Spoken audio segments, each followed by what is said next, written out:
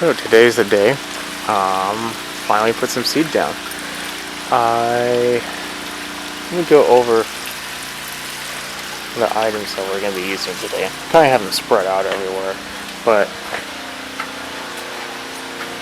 this is what we are going to be spreading. Greenview, Fairway Formula, grass seed,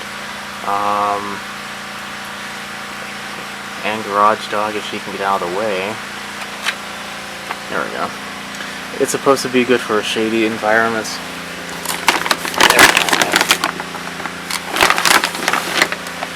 So, let me see if you can get closer reading on it. Hopefully you can see that better, but there's a mixture of Da Vinci tall fescue, Michelangelo tall fescue, Matisse tall fescue, sword hard fescue, and other items. Unfortunately, there is 0.002% of weed seeds, so that's not great. But to be honest, that's fairly common. You're always going to have a little bit of weed seeds. Even if they put it on there, that just means that it has such a low tolerance that they just don't even bother to list it. This one, I'm glad it actually goes down to the hundreds of a percent, so that's good. If you read it, this is a 20-pound bag, I think. Yeah, 20 pounds. And it's supposed to be good for 2,500 square feet of new lawns or 5,000 of overseeding. So, I don't necessarily agree with that 2,500 square feet of new seeding. This is why. I'm going to use the whole bag on this. 20 pounds. Okay. So that, if you take 2.5, 2,500 square feet, divide that by the 20 pounds, that's going to give you, what is that? My math is a little rusty at the moment. 4, no, I'll just get my phone out. Sorry, if you hear a lot of noise in the background, it's my neighbor's pressure washing, I believe, and it's just what happens on the day that you need to do this. But I'm getting it into my window, so I really need to take care of this. So 20 divided by 2.5, 8 pounds. Okay. It's actually pretty decent.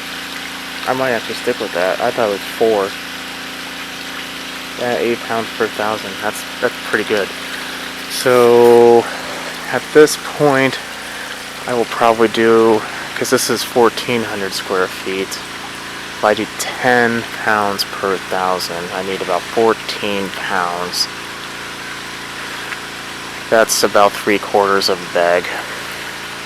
Now, I know a lot of people are probably thinking to themselves, why don't you just put the whole bag out? It'd be a lot easier. In fact, I even have another bag of this exact same thing. You don't want to overcrowd. I just need to pick up these acorns, obviously, still, but I'll do that once I put the camera down. If you overcrowd, you have a couple problems. One, the plant is going to be sprouting. It comes up with 1 leaf, and later it's going to come up with 2, 3, 4, 5, 10, 50, whatever. Over time, it gets thicker. It gets to be a bigger plant. You're not just planting blades, you're planting grass plants. Now, if it gets too thick, you're going to have a lot of plants competing for nutrients. You're going to have a lot of plants competing for sunlight, water. You're going to have them bunched together, and if there is water, water's not going to be evenly dispersed in the ground. You're going to have mold, or not mold, but mildew issues, disease issues, all kinds of problems. So 8 pounds per thousand is pretty good. Like I said, I'll do 10. That's a little heavier, so I'm not going to be overcrowding too much, but I'm also not going to be causing there to be a problem. You can have a very thick, heavily put down lawn. That's fine. What you don't want, though, is you do not want seed on top of seed, like in big piles. I mean, some seeds are just going to overlap each other. That's just the nature of it. That's fine. But if you just have like a pile of seeds, that's bad. It's going to look nice the first week, because it's going to be super thick, and then it's going to die off. And you'll wonder why. That's why, if you put too much down. So, we're going to be doing that. First step is I'm going to be taking off these acorns. I'm going to be rustling or roughing up the dirt with that leveling rake. Yet again, the leveling rake, buy one. If you don't have one, buy one. I'm putting a link in the description below. I'm going to be finishing up my watering. I did the video on that earlier. I just need to put one final one back there because I bought another hose. I don't even think I'll be watering, to be honest. The weather is going to be nice, or nice for grass planting, not nice for me. But it's going to be in the mid-70s, cloudy with morning showers. I can't ask for better weather, except for the constant smoke. I don't know if you can see it over there, but that haze. I'm still in the middle of the wildfire season. So, clean it up, and then let's go back down. Let me show you some other stuff. So that's just the seed. Something that we're going to do is we're going to be putting down this. This is something by the Andersons, a 1648 fertilizer. It has humic and it's a dispersible granular. That's going to break down very easily, very quickly, which is going to be ideal. So 1648. Usually a starter fertilizer is going to be like 1624, 1624, 8 or something. The reason I went with a lower amount is I'm also going to be putting on an exceptionally heavy dose of Milorgnite. And as you can tell, Milorgnite is a 640. So I don't want to overload it with phosphorus, because phosphorus will stick in your ground pretty long time. And it's not like nitrogen that can change pretty drastically over a short period. This stays. So this is 1,400 square feet. I'm going to be putting down a whole bag. That's going to be well over. This one's a backup bag.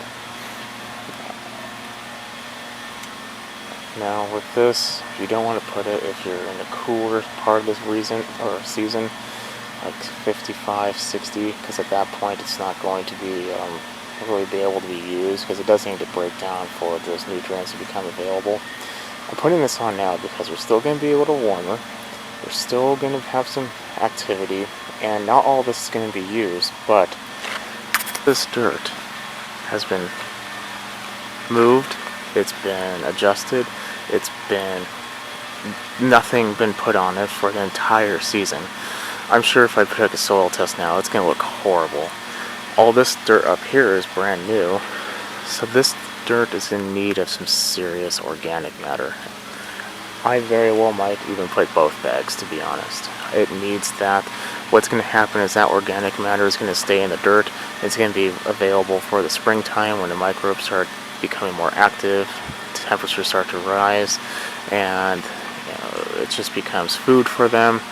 They have a great jump start to the season, and the grass will show it. So that's why I'm not using a typical starter fertilizer, because I'm putting down a heavy dose of Milorgnite. Now, half of the reason why I even killed off my grass is because it had a lot of POA. Now, everyone is all into putting down Tenacity, which I'm going to do right now. That's why I'm putting it down, to help get rid of the weed possibility. But I don't really like their method, so I'm going to show you a different method. The Tenacity will help kill a lot of weed seeds. You do not want to spray your seed, you want to spray the ground. That, for whatever reason, is skipped over a lot. It's like the other Baldwin brother. Everyone that knows about one of them, but the other one skipped over, and people need to know both. So I'm going to clean this up, bring everyone back. I'll show you my technique. I'm going to show you how to spray it and show everything step by step. Okay, so I got everything cleaned up. As many acorns as I can. Literally as soon as I pick them up, there's more falling, so I could be out here all season and I'll never be able to pick them all up. But what I did do is I roughed up the dirt. Something else I did, which is why I think it's probably a better idea. If your dirt is dry like this, it's a lot easier. Mine is not. It's a misty, smoky day. I can't necessarily see where I'm ending. So what I did is I put lines down. Now these lines are roughly the width that my spreader would be throwing. They're not exact, they're just a rough estimate. It also kind of gives me the opportunity to kind of figure out what's going on here. I know this is roughly 1,300 square feet. So that's 1, 2, 3, 4, 5, 6, and 7. Each one of them a little under 200 square feet. So if I only had a gallon sprayer, which right now I'll show you I don't, but if I only had a gallon at a time, I would know that I would be able to do maybe 1, 2, 3, 4, 5. And I would know that I'm pretty much at that point where I should be running low. If I'm not, I'm probably doing something wrong. So these lines are very, very useful, and it becomes useful again when we spread our seed, because we'll get to that point later.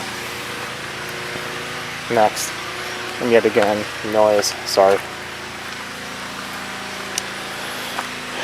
Next, we have a solo sprayer here, which, you know, I'm not paid to say anything to say this, obviously, but this is a very good sprayer. I will highly recommend it. I have a Roundup one, which is more or less the same. I also have this one. This one is a little bit more consistent because it sprays a little slower, I want to say. The Roundup one is just like sprays. Like, you have to really be a speed walker to get it down evenly if you're not used to it, because it can spray a gallon in next to no time.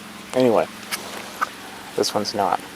In here I have roughly 1.5 gallons of water and 1.5 teaspoons, tablespoons, I forget, whatever the instructions say on Tenacity. It actually gives you a syringe that tells you this too. Just know that 1 gallon on that syringe is 1,000 square feet. 1.5 gallons worth is about 1,500 square feet. I'm probably not going to use all of it, because you're never going to use 100% of what's in the tank. You always have that leftover amount, so I wanted to go a little bit higher. So 1,400 going to 1,500 is a perfect amount. So what I'm going to do is I'm going to spray the dirt. And what that's going to do is this. Like I said, half the reason why I want to get rid of it is because of POA. POA will be suppressed and may even die with Tenacity. I'm not too concerned with the other weed seeds, to be honest, because even the weed seeds are in the bag, because they will die in the wintertime. POA is really the only thing that I am concerned over, because that thrives in the wintertime. I want to suppress that as much as possible. In fact, I might spray it again in 60 days just to prevent it. It depends on what it looks like. If I see some sprouts starting up with POA, I will. If I see very, very little, I'm not. But this is going to suppress POA. There was a lot in here. I have rounded up this yard 3 times since May, just to try to kill as much POA as I can. POA will destroy your lawn. Destroy it. It's a constant battle. It takes years to get over. It takes a lot of dedication, but if you do it, you'll be able to take care of it, have very minimal. It's kind of like, it's like acne on a teenager's face. If they don't take care of it, it's going to be horrible. If you do take care of it, you're still going to have a little bit of a pimple here and there, but it's not going to be nearly as bad. Treat this like that. So right now, I'm going to spray. In my quads, or little sections, I'm going to spray from one corner to one section to another, back and forth, back and forth, back and forth, until it's done. I don't think I'm going to show that, just because I'm sure you know how to spray, but want you to know that this is why we're doing it. It's to prevent mainly POA. If it's the springtime, this is going to kill, it's not going to kill crabgrass, but it will kill a lot of your normal weed seeds. or we stop them because it's kind of like a pre-emergent and post-emergent, and it's by all in one, but it's safe on tall fescue. Fine fescue, it is not. You do want to read the label pretty carefully on that. Mine is good because it's a tall fescue, but fine fescues are a little rough. In shaded areas, fine fescues are pretty common, so if you're doing a fine fescue, I wouldn't do this. You're probably going to have to worry about POA, and you'll have to take care of it at a later time once it's more established. But, excuse me, the smoke. Let me get spraying, and then we'll get to the next step. I changed my mind. I'll go ahead and put that on there just to have a little background. I'm going to walk backwards and do it. You shouldn't do it in sandals, though.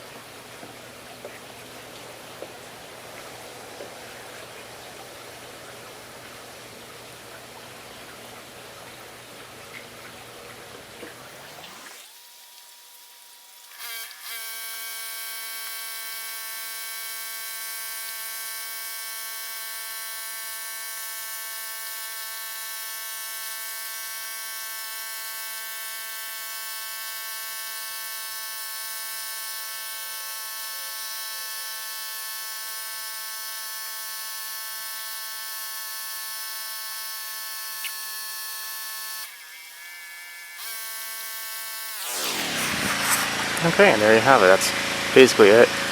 I have about another 150, 200 square feet, so I probably went a little light, but like I said, I was estimating at 1,400,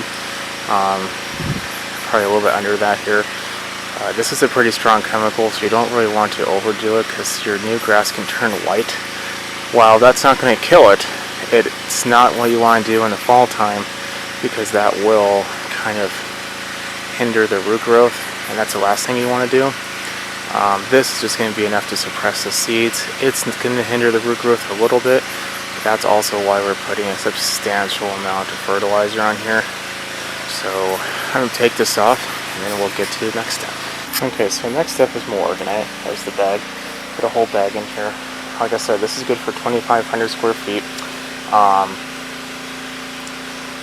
Because I kind of went over it a little bit before why I'm going to put so much, but I'm going to put 2 bags on here, which is a lot. 1, it's organic.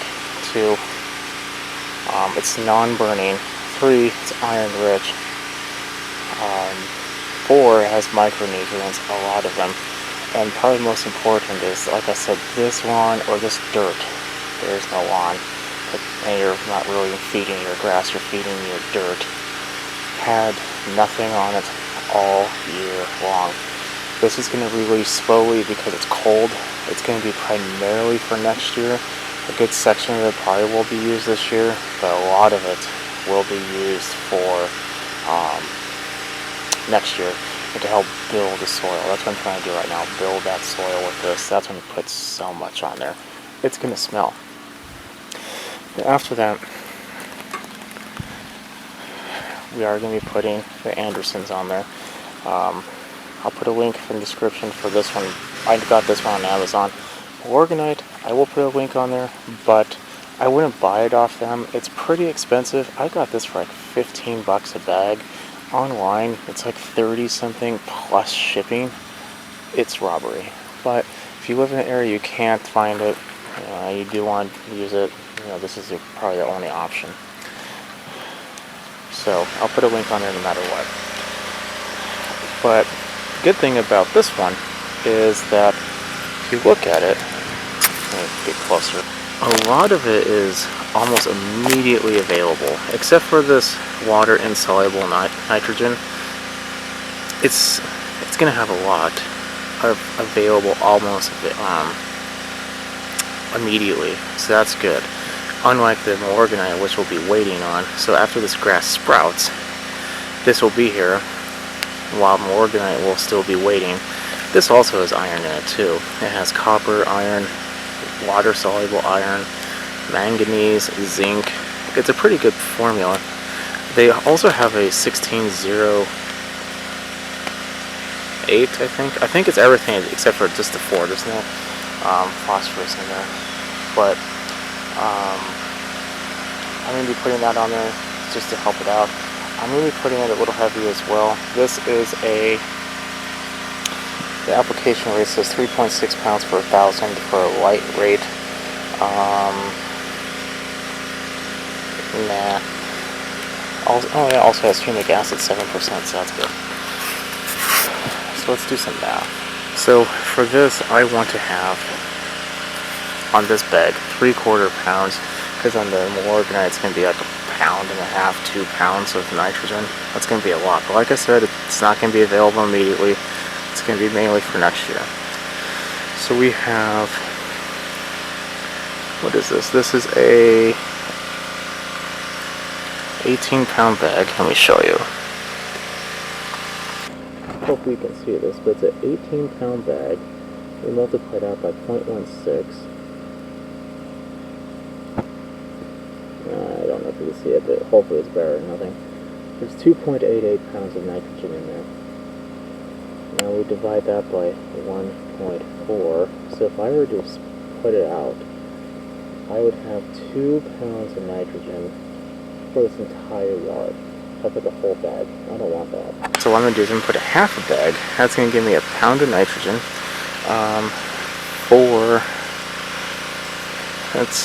That's easy. It all goes in 8ths or quarters. So if that's 1 pound of nitrogen, that's 16. Then 4 is 1/4 of 16. So I'll have about 1/2 pound of phosphorus, and then a full pound of, 1/4 pound of phosphorus, and 1/2 pound of potash. That's pretty good. And that's immediately, like I said. So I'm going to put the Milorgnite down, then I'm going to put the Andersons down. I'm just going to use a normal Scott spreader. Just use whatever spreader you're used to. I'm not going to show you that part, because that part is pretty boring. I only did the spraying part because I wanted to show that when you spray, you do it fast, you do it side to side, stay in the lines, and walk backwards. Don't walk over it if you don't have to. If I didn't mention that, sorry, but that's why I showed you. I wanted to show you a good technique of using it. Of course, you're going to want to use not use flip-flops like I did. But let me go ahead and get this put down, and then we'll go into the fun stuff. So I kind of want to go over a little bit more on why I like this so much. It's a dispersible granular, so it disintegrates with water pretty quickly, actually, into lots of little tiny pieces, which means it's going to soak into the dirt very effectively. Another good thing is, look how small that is. If you put like a large clump or pearl, I guess that's what it's called, down, you're going to have what I would like to call hot spots. The tiny little areas in between, they're not going to have a very good saturation of this. This will have a lot of little tiny pieces, so it's going to cover a lot more evenly. Same thing with Milorgnite. Milorgnite's very much so the same size, which is why I love to use these two in tandem with each other, because the size is perfect. This is the synthetic, so it will be readily available. The Milorgnite will have a long-term lasting effect. And also the humic in this is very good. You can never put enough humic down, I'll just put it that way. I'm not too much of a fan of the dry humic, to be honest. I mean, this is a bonus that humic acid or humic is in here, but I don't really put down too much of the dry version of it, mainly because just to get the same effect, you have to put so much more down than just a liquid. But the fact that it has it in there is a bonus, so I just want to bring that up. That's why I don't like using just a normal starter fertilizer, because the size of the individual pieces are so much bigger, and you're just not going to get a good coverage. And I've had very good success with this, even though it's technically not a starter fertilizer and the phosphorus isn't as high as some. I'm not too worried about it. This dirt has always had a decent amount of phosphorus anyway, even if I didn't have a lot of inputs this year or at all. It's going to be fine. And another reason I'm okay with putting it heavy too is I have trees. Trees are nutrients and vampires, so keep that in mind when watching this. Okay, so now we do the seed. I'm going to show you the coverage. See, it's a good coverage. Look at that. Anyway, so the seed, I've never tried this brand, but it had a pretty good review. I'll put a link in the description. But it's a turf type tall fescue shady. Like I said, it has, let's turn it around. Da Vinci, Michelangelo, Matisse, Sword, and then there's the insert matter or inert matter, and Knox's wheat seed per pound is none. It comes from Pennsylvania. I like the Pacific blend myself, but I could just be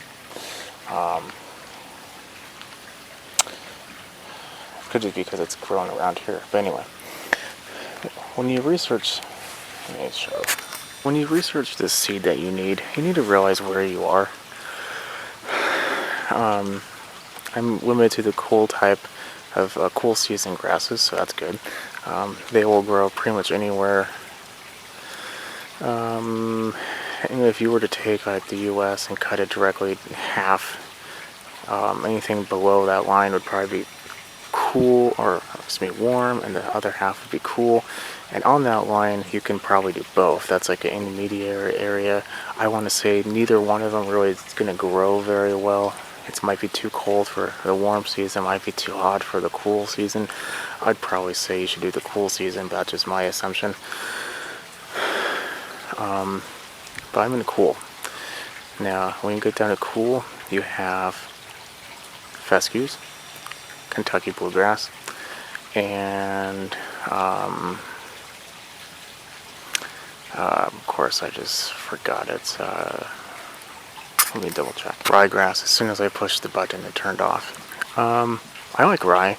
It's good. It's just a little bit hard for me to find. It has some good qualities to it. It can be mowed short. It can take a little bit of shade. It can do very well in full sun. And it's very dark. You can get some very dark varieties. My only thing is, it doesn't heal itself. So if you're going to be having a mainly sunny area and you want a dark lawn, you can get like a midnight Kentucky blue, and you'll get exactly the same thing. So anyway, so it doesn't heal. And when I mean heal, the grass will spread. It shoots out rhizomes. It will, well, Kentucky bluegrass, excuse me, will, and it will just exactly that. It will spread.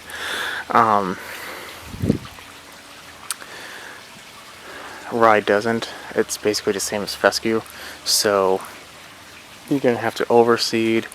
If your dog pees somewhere and you don't realize it's gonna die, you have to put seed down.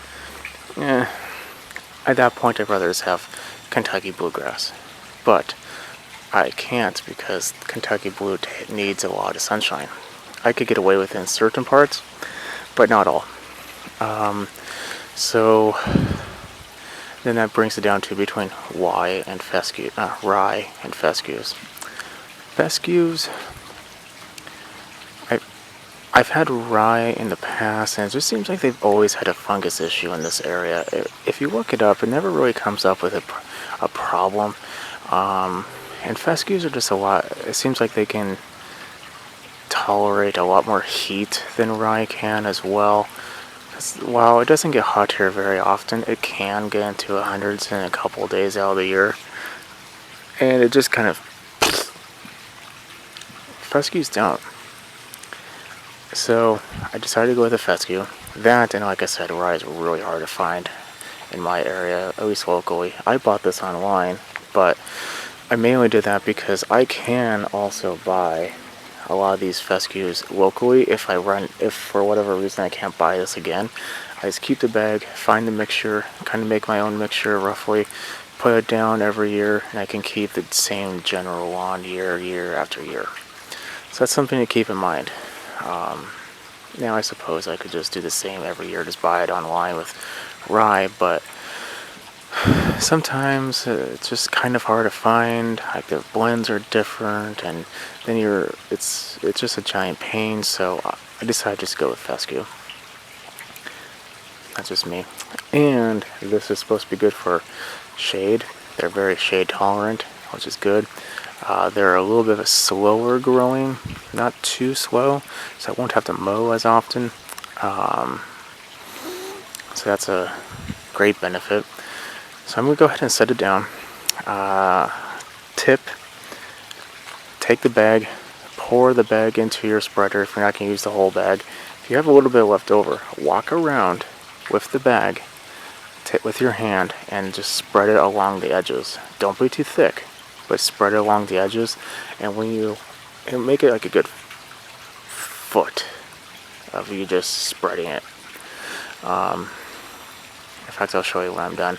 But what that's going to do is you're going to be able to throw the seed to the end of your area you want to actually have grass growing, and it's not going to be thin, because the end of it's always going to be thin. But if you put it on the edge, it's not going to be thin. If you over spread it and it goes in the rocks or in the garden or in the rockway or in the ferns, next year or even this year you're going to have to deal with grass growing in there. You're going to take it out, burn it off, spray it, whatever. And that's just waste of seed.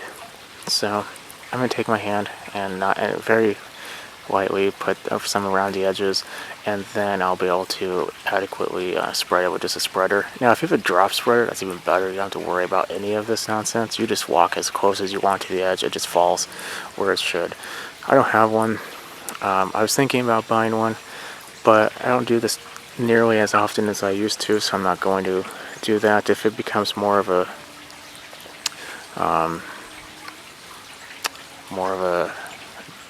frequency of occurrences, let's just say that, I will probably buy one, but as of right now, just too much, and I don't really want to deal with it. Now if you think you will, I will put one in the link in the description of one that I have used in the past. I borrowed one to help my neighbor out to do some, and it worked out pretty well. So I'll put a link in the description for that one. I do believe they still carry them. It's a very good one. Oh, it's had pricey at that, so this isn't something a normal homeowner would use, but if you think that you're going to be using it 10 times, it might be worth it. I don't think I'm going to, and even then I will just put it by my hand. Anyway, so I'm going to go ahead and get that spread. Okay, so put some on the edges. Also put some in harder reach areas like corners or along just different areas where you don't want to put like a sprayer, not a sprayer, but a spreader. Yeah, if you hear a lot of buzzing, I have when you don't have any dirt, when you don't have any grass or anything, it's kind of like an invitation for moles. So I put these mole vibrating distractor, I don't know, whatever they're called. So just to kind of protect it for the time being.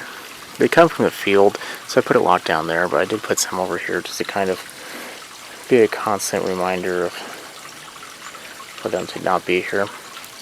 But if you have moles, they're actually working out pretty decent. So I'm going to spread it.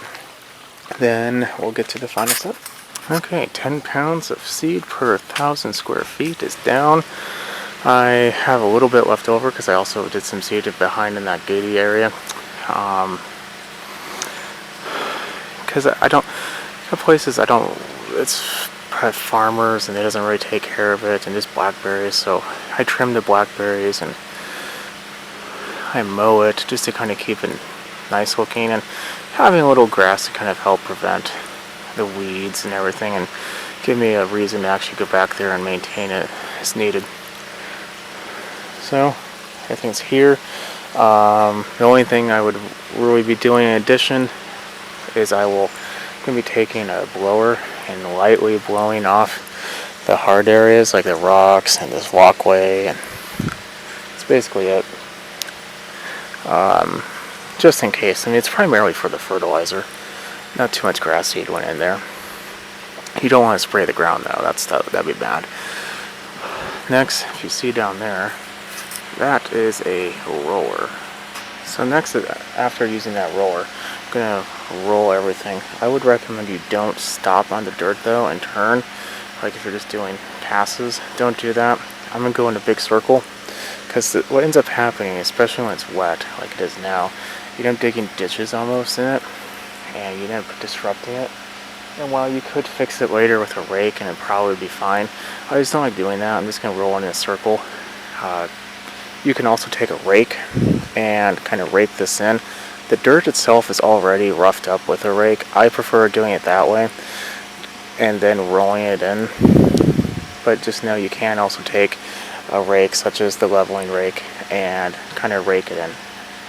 It doesn't really seem to help, so I just kind of skip that step just because of that reason. What is important though is soil to seed contact. If it's not touching the soil, it's not going to be growing. So roll it. After rolling it, if it was going to be in the springtime, where I think there's a possibility of having a freak 85, 90 degree day, it's going to come over and just dry everything out, I would put some peat moss on top of it. That's not the main problem. The worst heat day I'm going to have right now is 79, and that's tomorrow. With this, today was supposed to be 84, and it hasn't gotten above 67, and it's almost 5 o'clock. I don't think it's going to be getting hot anytime soon, and the peat moss is mainly there to kind of keep it moist. That's not going to be a problem. If anything, I'm going to have a problem with too much moisture. I'm going to be running the sprinklers for about a minute every day or two, maybe a couple of times throughout the day.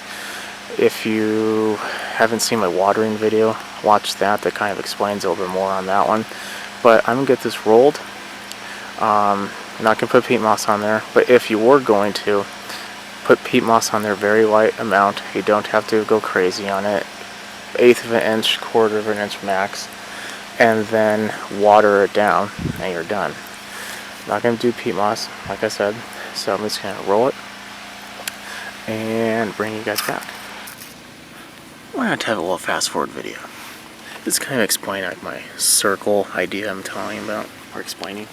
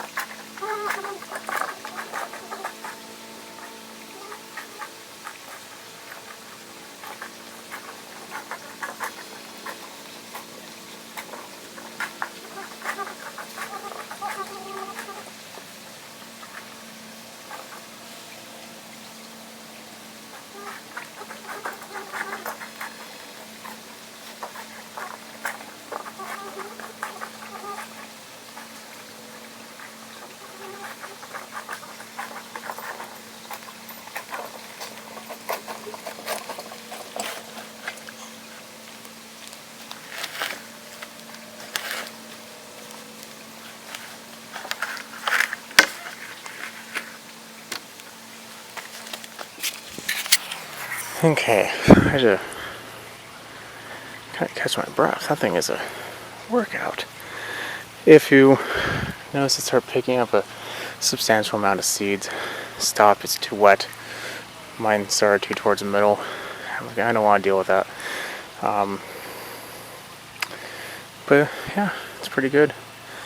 I'm gonna water it and catch my breath. There's like one or two, areas where I notice I'm a little thin. So I'm gonna add some in those areas, and then I'll be back. So that concludes the video. So you can tell the lines on the wheels on the spreader kind of made it a little heavy, especially right here. The spreader's not the greatest. I mean, I like Scott's, don't get me wrong, but not now. Let me shut this. But I definitely think my next one's going to be a nice, like, Earthway or something. So, watch my prepping video. I will explain how to get everything ready. Watch the, see what I mean about the seeds? It's a little bit, not too bad. Watch the watering video.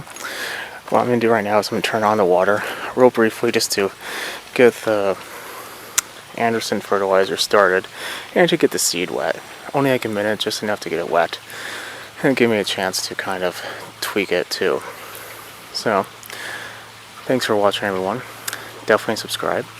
I will bring a update to this and the whole backyard project once everything gets growing and settled and done. That way you can see everything that's been done this year. It's a lot. Real happy with it. Glad I did it. It's kind of on the fence in the beginning, but now I'm really, really glad I did.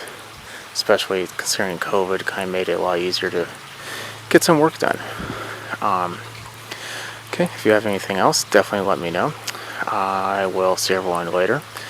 Definitely subscribe. Thumbs up if this has helped you at all. I put a couple things in there I know I haven't seen on YouTube before. That's helped me out a lot when doing dozens of lawns. So, yeah, keep watching. I'll keep on posting. Definitely subscribe again. See everyone later. Bye.